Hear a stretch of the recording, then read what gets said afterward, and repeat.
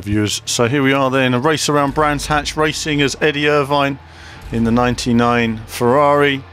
Again we have the groove tyres. Let's see how we get on with this one.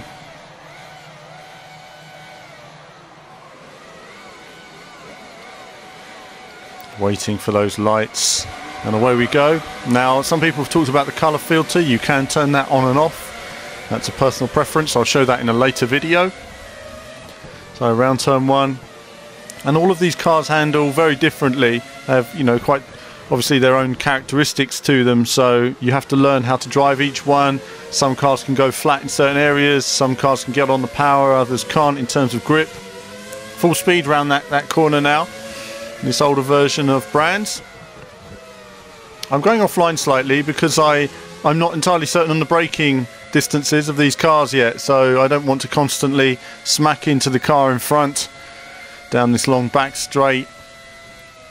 High speed through here again, car's oversteering slightly, so I don't know how much speed I can carry in there. I didn't want it understeering off onto the outside. Again, taking this section slightly differently, so it will take a bit of getting used to. This corner, it's a blind entry, but again I'm not certain on how the car's going to grip in there at the moment, so this is a very sort of very much about taking it easy on these laps and just gradually finding out how the car handles.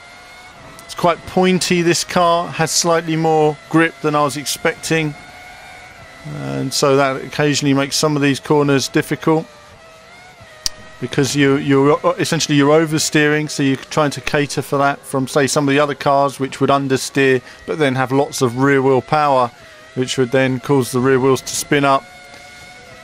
So I've fallen a bit behind on these guys, but looking at pushing a bit harder this lap, and again turned in too early. Different engine note as well in this car, so you'll notice the different sort of changes in feel. Every car has its own feel to it. It's nice to see that they've got this and that there's the room within the Codemasters physics engine to enable these older cars to be brought in and feel somewhat as you would expect, without being too much of a challenging simulation. It has to be said, the developers are always looking to find that right balance that gives you that feel and nuance of the Formula 1 car without being 100% simulation. And that's basically because a lot of us aren't Formula 1 drivers, so it makes it all drivable for a lot of us. So trying to go a bit quicker this time, but still not hooking up that first apex. I don't know where the braking point is yet, clearly earlier than I'm turning in, but it's just a case of finding it. Really, there's only a few meters in it here and there, but every time you go, I'm going round, I'm going a little bit quicker. So where I think I've found the braking point, then the braking point's just that little bit earlier, so I'm carrying more speed. So trying to get this section right this time, and on the power nicely on the exit. So I'm closing a little bit on the cars in front. This is running on the hard setting, with a medium traction control. In all videos gears were set to automatic, which is not my comfort zone, but there was a few issues with the wheels, so we weren't able to select manual, so I wasn't able to put manual on the paddles, which oops, I go slightly wide there, so still not got that section right. I'm trying not to oversteer completely over the curb, but at the same time not able to quite hook it up with the apex.